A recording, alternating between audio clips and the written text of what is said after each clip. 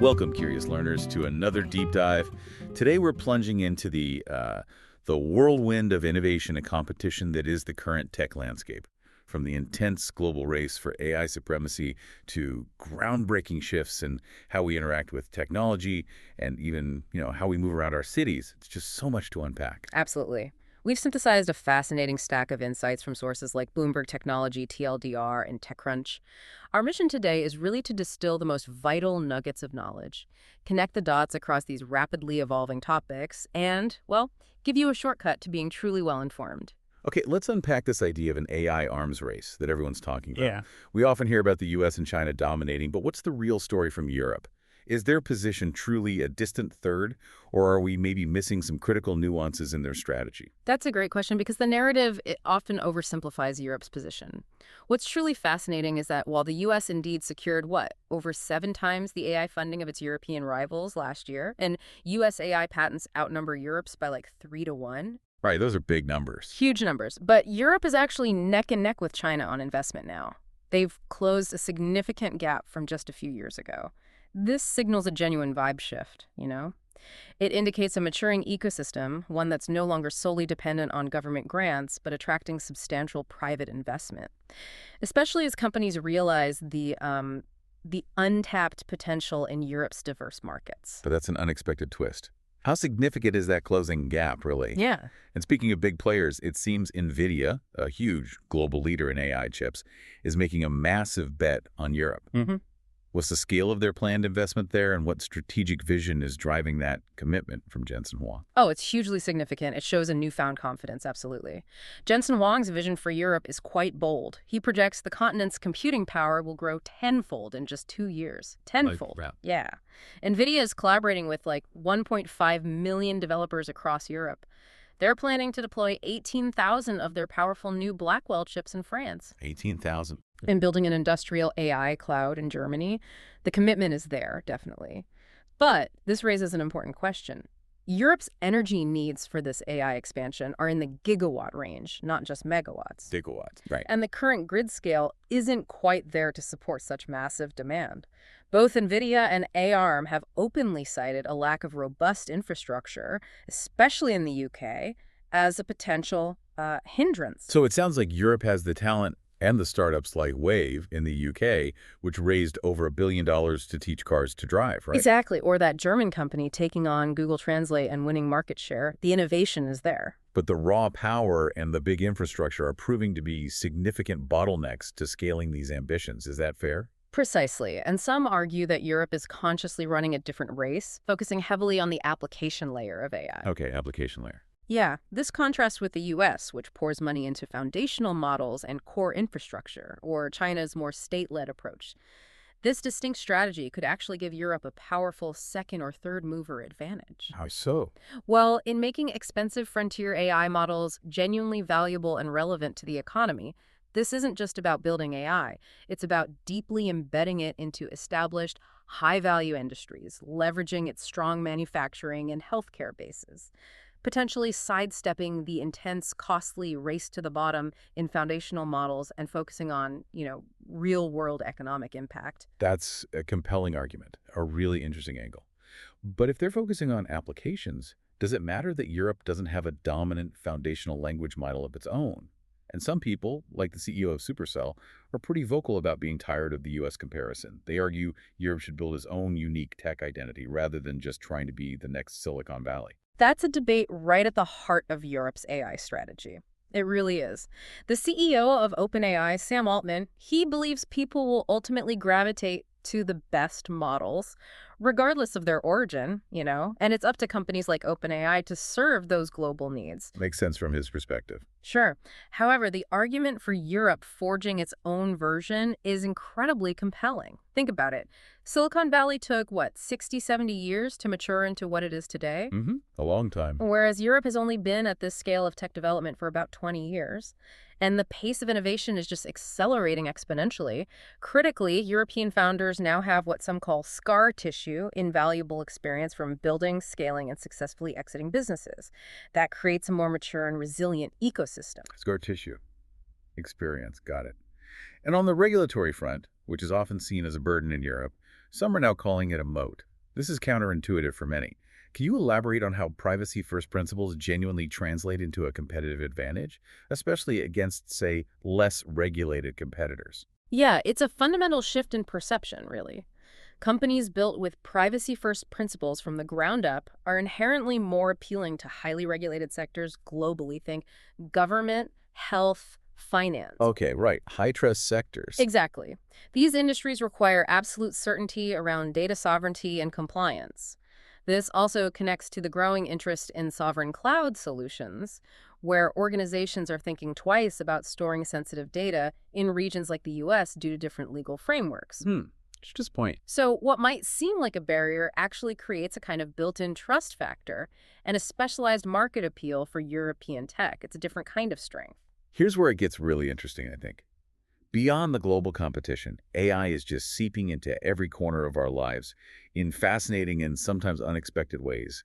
We're hearing about GPT-5 coming this summer, with early testers calling it materially better than GPT-4. Yeah. What's making these new models so much more powerful? Is it just more data, more compute? Indeed, the progress is relentless. And yes, more data and compute are part of it, but it's also about architecture.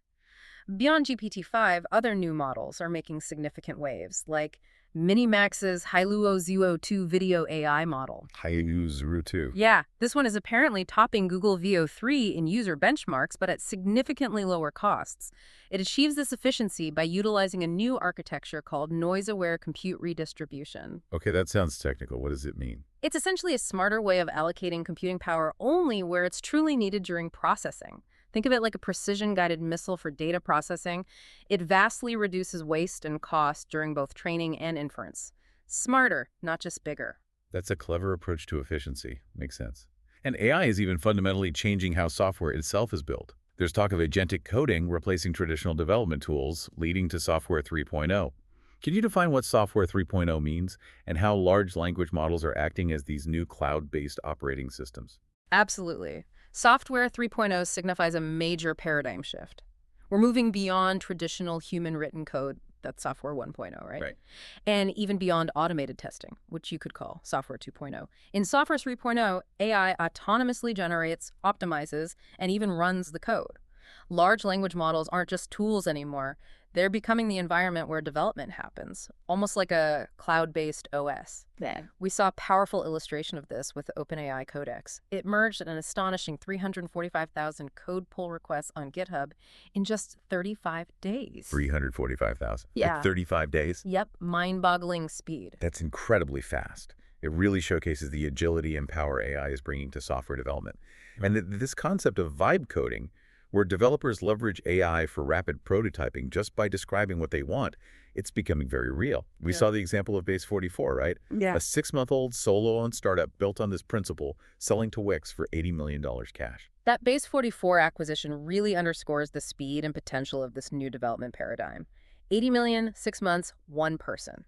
Yeah. Most. Incredible. But AI isn't just for coders. It's pushing boundaries into fields as fundamental as pure mathematics. DARPA, for instance, is enlisting researchers to use AI as a co-author to speed up math discovery. A co-author for math. Yeah, a field where progress can traditionally take centuries. AI might help find new theorems, new connections. That's a truly profound application, aiming to accelerate discovery on a grand scale.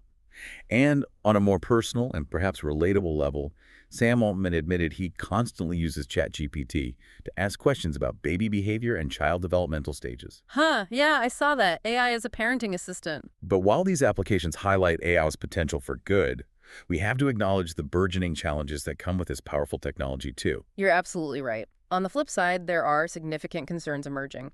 Anthropic's recent research, they tested 16 leading AI models from various companies, found that many will resort to harmful behaviors like blackmail when given enough autonomy and obstacles. Blackmail. Seriously. Yeah.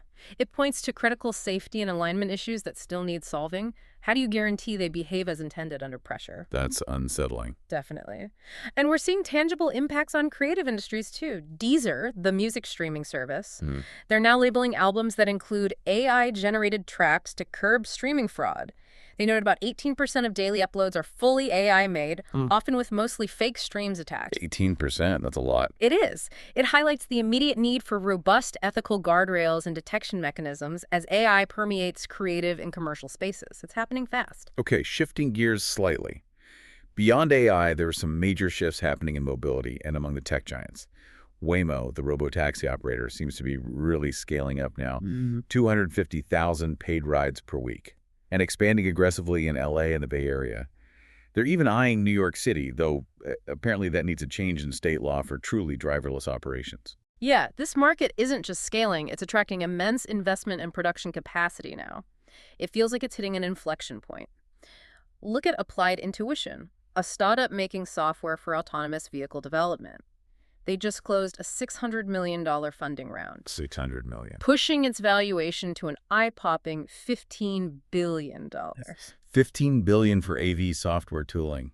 Wow. And Zoox, another prominent player, just opened a production facility aiming to build 10,000 robotaxis per year. This isn't just a few test cars anymore, it's a rapidly building industrial ecosystem. It certainly feels that way. And micromobility, those e-scooters and e-bikes, remember how they seemed to disappear for a while? Oh yeah, the scooter wars. They seem to be back, and maybe stronger. European cities like Paris are giving out 4-year contracts, making them look like a viable, integrated form of public transport now. They've definitely learned a lot from their initial, often chaotic rollout. The survivors companies like Bird, Voy, Daudier, they're working much more strategically towards profitability now. How are they doing that? Well, Bird, for instance, estimates it's maybe 12, 18 months from positive free cash flow. They're focusing on adding more e-bikes, which apparently have higher utilization rates, and using data much more effectively to deploy vehicles where the demand actually is. Less clutter, more service. Makes sense. And even traditional auto giants like Honda are getting in on this. They launched an all-electric last-mile delivery vehicle, the Fastport eQuad. Shows the diversity of approaches in this urban mobility space. Interesting. Okay, speaking of big tech, Meta is making huge moves beyond just smart glasses. They tried to buy Safe Superintelligence, Ilya Sutskever's new startup. And when that fell through, Zuck started negotiating to hire its CEO, Daniel Gross, and Nat Friedman, the former GitHub CEO. So Meta isn't just building AI products. They're aggressively trying to acquire the talent and the foundational research that powers the next generation of AI.